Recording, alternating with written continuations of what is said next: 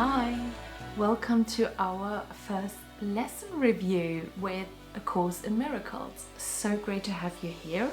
So yesterday I read my first lesson of the workbook in the course, and today I reflected on it a little bit more, took as well some notes which I want to share with you. So if you have read it, you know what it's about. It's about seeing the world around you with a different kind of meaning.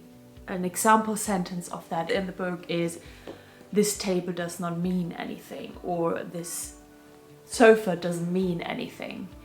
What stands out for me in this chapter, in this lesson, are the words, make no allowance for differences of any kind, of things where you look at and you say, this does not mean anything.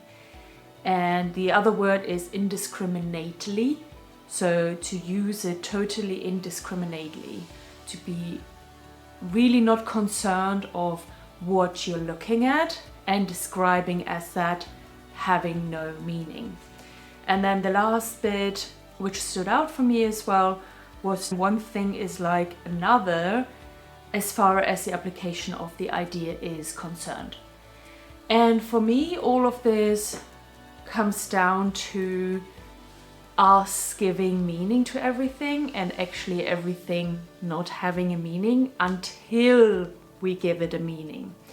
I talked about it in one of my recent episodes that our struggles and our unhappiness can come from our preferences and what we like and what we dislike.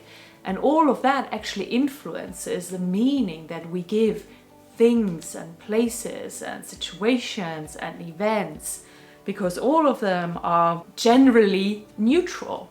They have no meaning until we as humans give it our meaning. And how do we give it our meaning?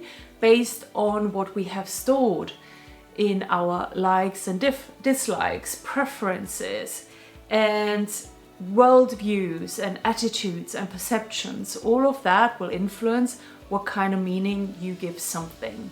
So the exercise in lesson 1 is to move out of this state of making preferences based on all of that is stored inside of you, your conscious and your unconscious mind, and seeing the world for what it is with no meaning. That is kind of the first step of this first lesson. And I applied it for the last 24 hours, especially yesterday after reading the first lesson. And I liked it. And I liked as well the essence of not overdoing it and not running around the whole day and applying this, but making it more easy, more natural when it comes up, when I remember the lesson. Then I would apply it again on things or places or people that I actually see around me. So probably in the last 24 hours I thought about it 2 or 3 times max, maybe 2 times. And I think that's exactly what it wanted you to do, to not overdo it, make it ritualistic, but actually let it come up more natural and more aligned with what is going on inside of you as well.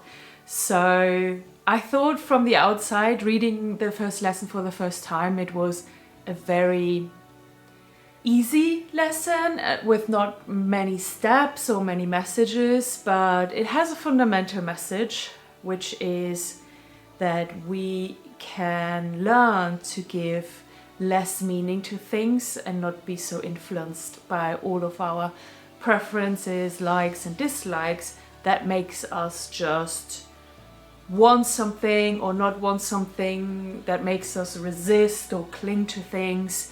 It was already pretty brilliant for a first lesson, and I can't wait to reflect and go through lesson 2, at which time I will see you again tomorrow for my next reflection on lesson 2, which I'm gonna read now. Okay, see you soon. Bye bye.